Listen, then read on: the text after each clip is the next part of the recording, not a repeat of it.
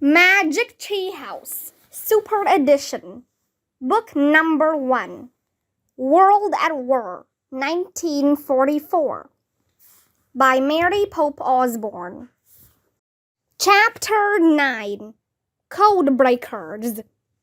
Jack and Danny stared in shock at the woman.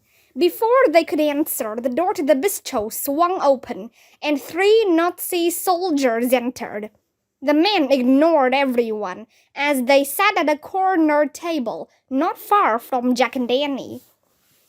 The young waitress moved quickly to serve them. "My name is Sylvie," the girl's mother said softly to Jack and Danny. "I am a friend of the twins, a good friend." Jack was wary. Is she really a friend? He wondered. Annie did not seem to have the same doubts. "Oh, wow, hi," she said in a low voice. "We know their parents." "I have never met Tom and Theo's parents," said Sylvie. She glanced at the table in the corner. The Nazis were laughing loudly with her daughter. "In the resistance, we keep our personal lives secret from each other. That way, other families might avoid punishment if one of us is caught." "Did the parents know what happened to their sons?" "No, only that they were caught in Paris," said Annie. "They don't know if they're in prison or not." "Tom and Theo are not in prison. They are safe," Sylvie whispered. "With help from others, they escaped from jail and fled to the south of France. Then they crossed over the Pyrenees Mountains into Spain." "That's great," whispered Annie. Jack looked at the Nazis. They were still joking with Sylvie's daughter. Was there any chance Sylvie was working with them? What if this was a trap? Was she making up the story about Tom and Theo? "Are you sure that's true?" he asked, narrowing his eyes at Sylvie. "I understand your caution," Sylvie whispered. Then she slowly moved 2 silver spoons into the shape of a V. Jack nodded. Okay, he thought. He was willing to take the chance that Sylvie was telling the truth. Sylvie then straightened the spoons. "It is very dangerous for you to carry these flyers," she said under her breath. "I know, it's my fault," said Annie. "I wanted to help Tom and Theo.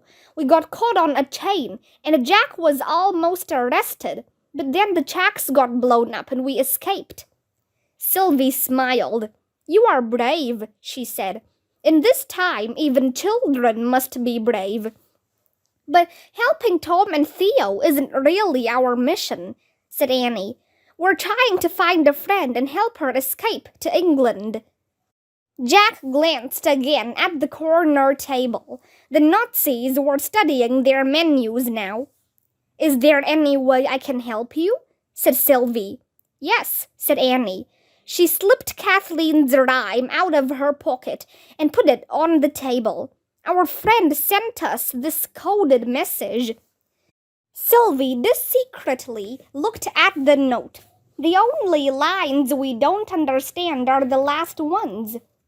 Jack glanced at the soldiers again. One of them looked up and his gaze rested on Sylvie. "They're watching you," Jack whispered. Sylvie nodded. Then she laughed. "So you both love apples?" she said. What is she talking about? Jack wondered. Is she speaking in code? "Yes, we love apples," Annie said, smiling. "What kind of apples do you like best?" Sylvie said. I like Granny Smith apples," said Annie. "So does Jack." Good, said Sylvie. "Well, we have very delicious varieties of apples in this area. They have funny names, such as the Gentle Bishop and Skin of the Dog. But my favorites are the Yellow Knights and the White Calves." Jack didn't know what to say. He wasn't sure how to play this game. Annie looked calmly at Jack. "Yellow Knights," she said. and small, round cows. Oh, said Jack. Apples! So in her note, Kathleen was secretly writing about apples. Not knights, not cows. Annie laughed. And can we find those delicious varieties of apples somewhere near here? She asked. Oh, yes, said Sylvie. In fact, my bistro is on the Road of Rocks. Down the street is a deserted chateau with a small orchard.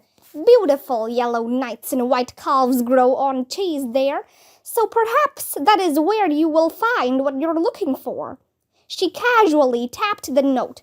Jack saw that her fingers were pointing to the line, a crack in a rock beneath the boughs. Cool, Jack said. Thank you. You're most welcome, said Sylvie. She stood up and straightened her apron. Enjoy your day, children. I hope you find the apple of your dreams. With your help, I think we will, said Jack. He glanced at the Nazis. The soldier was no longer looking at their table. He was lighting a cigarette and listening to his friends. Jack flashed a quick V is for victory sign at Sylvie. She smiled, then crossed the dining room back to the kitchen. Friend, Annie said to Jack as she put the note back into her pocket. Big time, Jack said. He checked a clock on the wall. It's almost 2. We have 6 hours left. He took a long sip of lemonade, left some money on the table, and stood up. As he and Danny quietly slipped out of the bistro, he heard the Nazis laughing with each other. It was still cloudy outside. A damp wind was blowing. This is the Road of Rocks, said Annie, looking at a sign. Now we just need to find a deserted chateau. What's a chateau? I think it's like a big fancy house, said Jack. Cool, said Annie. Let's find it. Oh, wait, said Jack. We have to do something first. What? Said Annie. Come with me, said Jack. He led the way around the bistro to an open window in the back. Through the window they saw Sylvie in the kitchen. She was stirring a pot on the stove. Jack looked around to make sure that no one was watching. Then he called in a loud whisper, Sylvie! She looked surprised and came over to the window. Yes? Could you do us a favor? Said Jack. Could you send a wireless message to the BBC? She nodded. Could you have it say... Jack thought for a moment. Have it say, your twin unicorns are free in Spain. Sylvie looked puzzled. Tom and Theo, said Jack. Their parents understand what that means when they hear it over their wireless. It will make them very happy. Yes, said Sylvie. I will do that. Thanks, said Jack. Good work, Annie said, as she and Jack slipped back around the restaurant. Yep, said Jack. Now, a deserted chateau with apple cheese. Onward, said Annie. As they started up the Road of Rocks, Jack and Danny strolled past a couple of houses, a churchyard, and an ancient-looking cemetery. They passed a butcher shop, a bookstore, and a bakery called La Baguette. I don't get it, said Jack. Why would Kathleen be hiding in a cave? It seems so safe here. Why doesn't she come out in the open? I was wondering the same thing, said Annie. And why didn't she just tell Teddy when and where to pick her up, and then go there to meet him? You have to be cautious, but you can still travel around. Something's not right. Yeah, really, said Jack. Jack and Danny walked farther up the road and rounded a bend. Whoa, said Jack. A deserted chateau?